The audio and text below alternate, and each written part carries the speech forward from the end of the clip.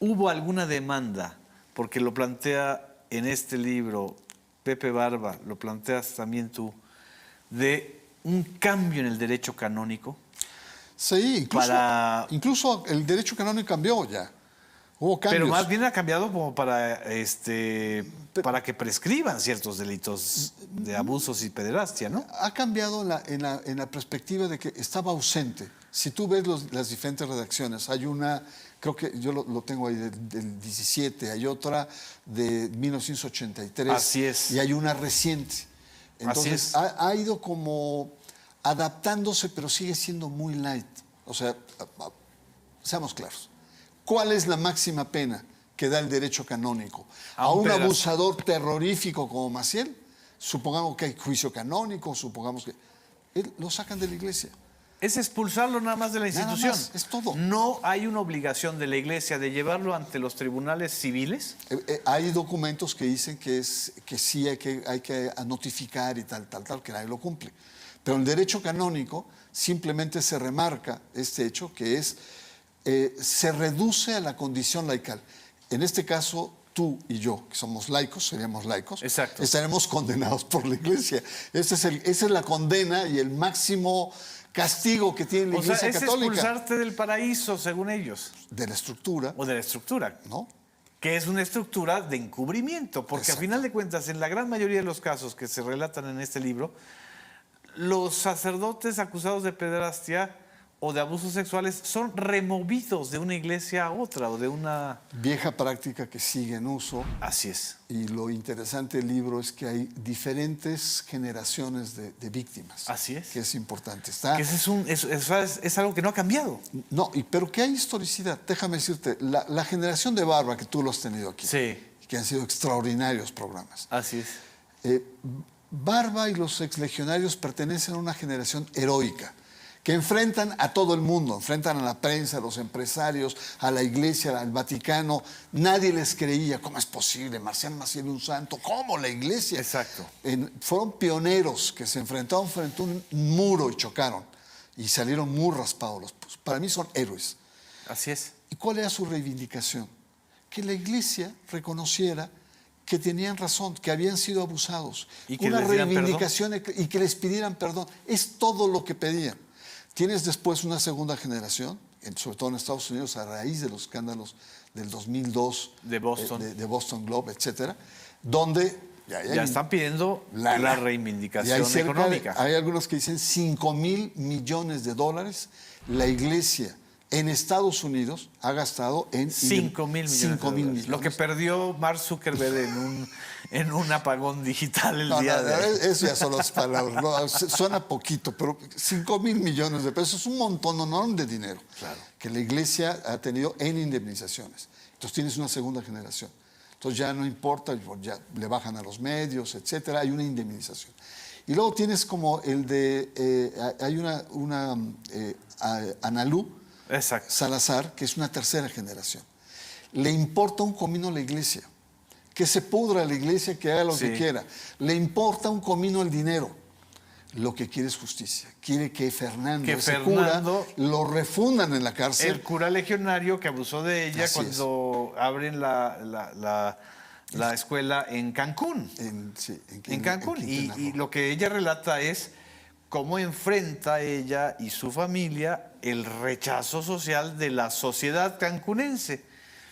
Porque también aquí está la otra parte. Hay una sociedad que de una u otra manera, una alta sociedad, o no sé cómo llamarla, una sociedad aspiracionista o aspiracional, que le sigue dando a este tipo de derivados o de instituciones creadas por abusadores sexuales, no solamente el beneficio de la duda, sino el privilegio del dinero. Claro. Y en este sentido, yo sí quiero destacar que en este libro, el texto de Cristina Salinas, Conquista Legionaria de Monterrey, auge y caída de un imperio, es impresionante. Es impresionante. Porque lo que está reflejando Cristina Sada en este texto es que a pesar de estas tres oleadas de escándalos y de denuncias, la alta élite de Monterrey sigue llevando a sus hijos a escuelas de legionarios. En Yucatán sucede lo mismo. En Cuernavaca ocurre igual. En Cancún está igual. En México, la Ciudad en de la México. Ciudad de México. ¿Qué es lo que está pasando en esto? Mira, para mí es uno de los ensayos más interesantes y yo invitaría a investigadores, a sociólogos a darle... Es una gran tesis para la UNAM.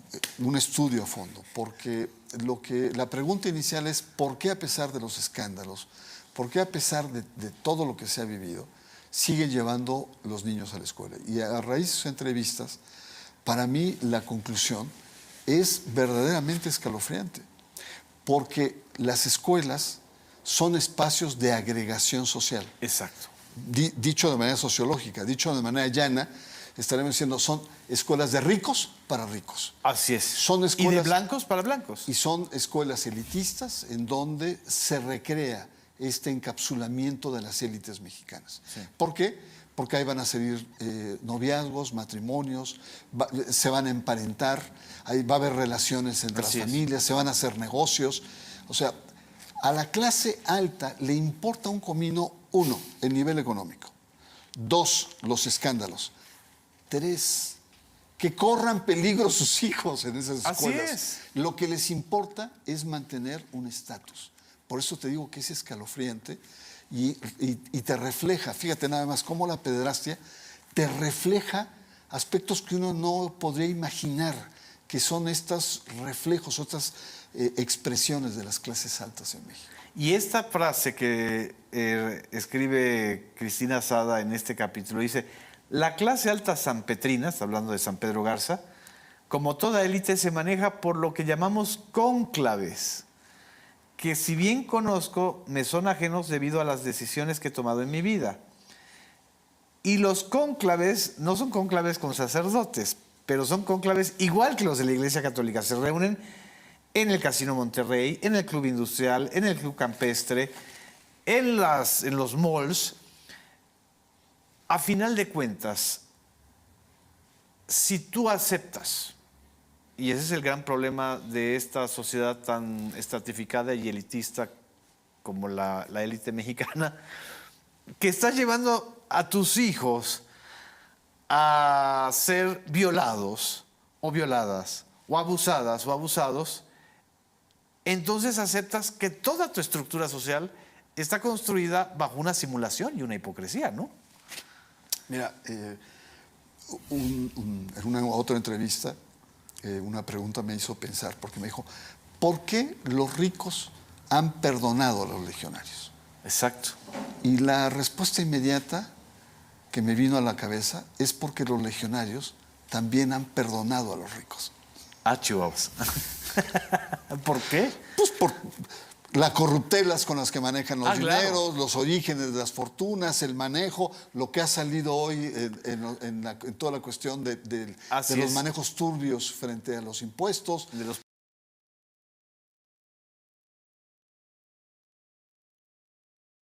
las élites. Entonces, si los legionarios han perdonado a estos ricos, ¿por qué no los ricos también perdonan a los legionarios? Estamos hablando de una sociedad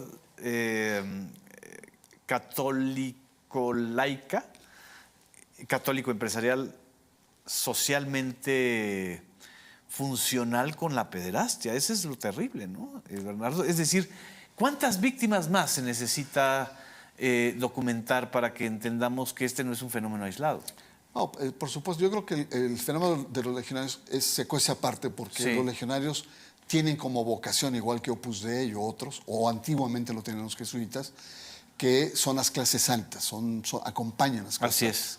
¿No? La teología y la prosperidad, seguro. Incluso los legionarios son una especie de híbrido entre una empresa religiosa, ¿no? o una iglesia empresarial, ¿no? Tiene una lógica de mercado.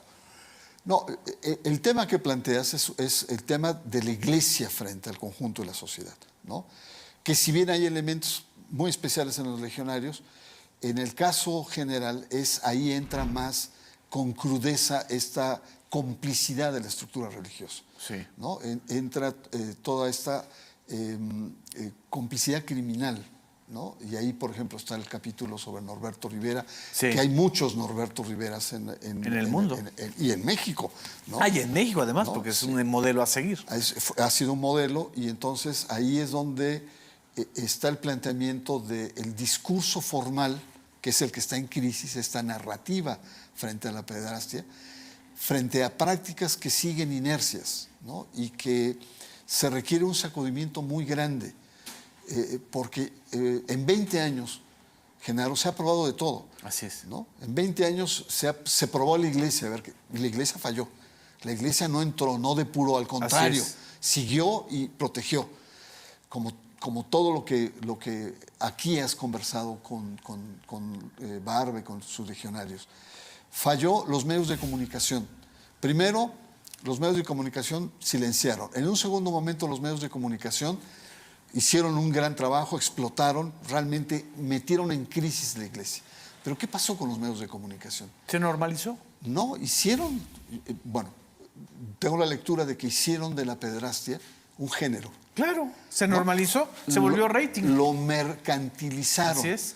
Y entonces los dramas, hasta una película ganó un Oscar, los documentales, no sé qué, no sé cuánto, y entonces se comercializa el tema, pero también se abarata porque entra mucho sensacionalismo, no se entra a razonar la profundidad del tema. Entonces, tienes los medios, tienes la propia iglesia que ha fallado, y tienes el Estado. El Estado también ha fallado. Exacto.